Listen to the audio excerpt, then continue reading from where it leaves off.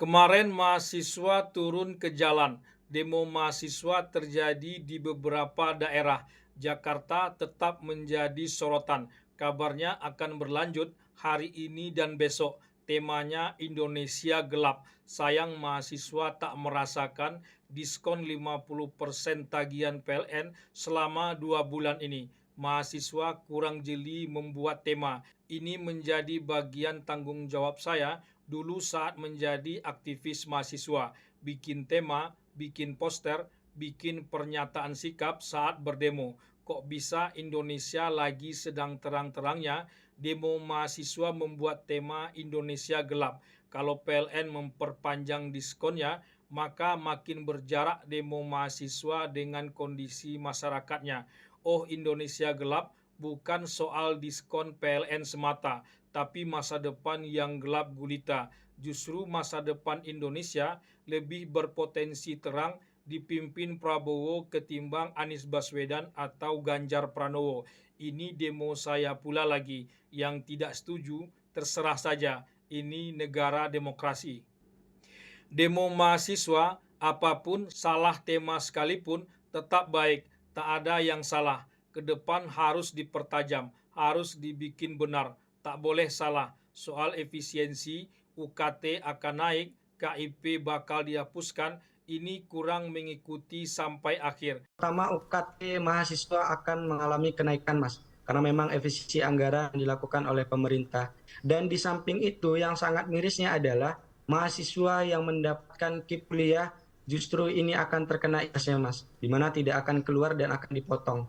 Nah, ini yang menjadi keresahan kita bersama sebagai mahasiswa untuk kemudian UKT yang akan naik ke kuliah yang akan dipotong, Mas. Mestinya demonya tak harus ke istana, tapi memang disinformasi berseliweran di akun media sosial. Kepala Kantor Komunikasi Kepresidenan jelas mengatakan bahwa tak ada soal efisiensi itu seperti masalah yang diutarakan oleh demo mahasiswa itu. Tolong sampaikan ke teman-teman yang dari kampus bahwa dari Presiden tegas sekali itu soal biaya operasional perguruan tinggi, KIP, kuliah, beasiswa dan segala macam sama sekali tidak boleh dikurangi. Itu statement Presiden sudah jelas bahwa informasi yang beredar soal pemotongan beasiswa, pemotongan KIP kuliah atau pengurangan biaya operasional perguruan tinggi itu sama sekali tidak benar dan Presiden bilang ini tidak boleh dilakukan. Tapi tak masalah, demo mahasiswa kemarin terbilang sukses. Banyak yang meliput dan menjadi trending topik pula. Raja-raja kecil yang menentang Prabowo dari dalam birokrasi pasti senang. Koruptor kakap yang sedang kembang kepis dengan aksi penegakan hukum di era Prabowo pasti juga akan senang dengan demo mahasiswa ini. Tapi saya paling tidak suka kalau ada yang menuduh demo mahasiswa ini dibayar. Tuduhan itu melecehkan idealisme mahasiswa kita. Tak perlulah seperti itu. Presiden Prabowo sendiri sudah menegaskan akan siap diawasi, dikoreksi, dan dikritik. Kita harus mau diawasi, kita harus mau dikoreksi, kita harus mau dikritik. Saudara-saudara, tapi kritiknya yang benar. Jangan kritik berdasarkan dendam.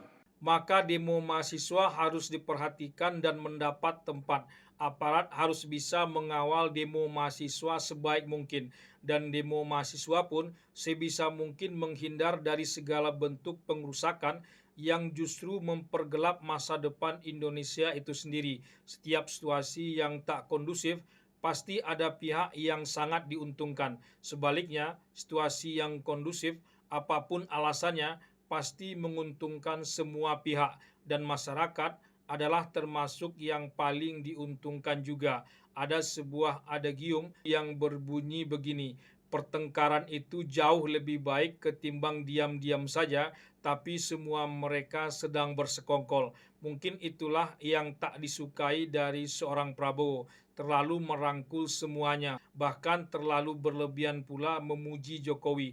Kita didukung oleh Presiden ke-7. Tepuk tangannya kurang semangat. Semangat lagi.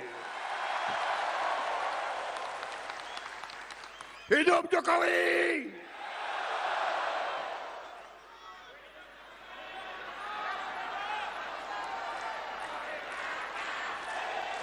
Terima kasih, terima kasih, terima kasih, terima kasih, Pak Jokowi, Pak Jokowi. Terlalu berlebihan memuji Jokowi membuat orang justru kesal dan berpikir lain tentang Prabowo. Jadi serba salah Prabowo. Betul sekali, dampak Pilpres belum sepenuhnya hilang. Pujian berlebihan terhadap Jokowi, termasuk demo mahasiswa kemarin itu, semuanya masih residu dari Pilpres. Agaknya residu dari Pilpres ini tak akan pernah hilang. Ditambah pula keputusan Gerindra yang kembali mencapreskan Prabowo Subianto untuk Pilpres 2029 nanti. Belum selesai residu Pilpres 2024, Pilpres 2029 sudah dibicarakan pula. Bagaimana akan hilang residu itu? Prabowo pasti akan terus saja memuji Jokowi, sebagaimana juga terus menjaga hubungan baik dengan Megawati. Saya akui Ibu Mega banyak keberhasilan dan jasa untuk Republik ini. Saya akui. Maaf, kalau ada yang mau jelek-jelekan Ibu Mega, saya tidak suka menjelek-jelekan. Karena saya juga mengerti apa yang beliau buat juga untuk Republik ini. Yang benci Jokowi dan keluarga termasuk Gibran akan terus pula membenci dan tak akan habis-habisnya. Demo mahasiswa juga akan terus muncul. Disinformasi di era seperti saat ini memang tak mudah juga dielakkan. Tapi demo mahasiswa masih bisa dinaikkan levelnya ke tingkat yang lebih tinggi. Dulu di zaman Orde Baru itu, karena ada represi dan kita nggak bisa berdialog dengan negara, maka kita menjadi demonstran. Gitu. Terpaksa kita menjadi demonstran. Maka sejarah perjuangan mahasiswa 90-an itu adalah sejarah kaum demonstran. Sebenarnya sekarang ini dengan alam demokrasi, podcast ada di mana-mana, ini waktunya kampus untuk memfasilitasi pikiran dan perdebatan gitu. Kenapa tidak yang pergi dialog di media dan sebagainya itu para profesor kita yang harusnya mulai menunjukkan kepada mahasiswa bahwa Anda ini berada di tempat di mana pikiran harus kita pelihara dan kita jaga mimbar kita masing-masing. Nah itu yang kemarin itu kurang menurut saya karena ada satu sisi kampus masih suka menjadi demonstran gitu ya. Di sisi lain ada pemerintah yang tidak suka dengan demonstrasi gitu. Akhirnya ini ketutup gitu. Padahal harusnya dibagi aja ya. Dan menurut saya ini koreksi besar terhadap kampus. Demo seperti mahasiswa yang menggugat putusan MK soal syarat pencapresan, lalu gugatannya dikabulkan. Demo yang lebih berkelas. Istilah Prabowo buat sebuah kritik tanpa dendam.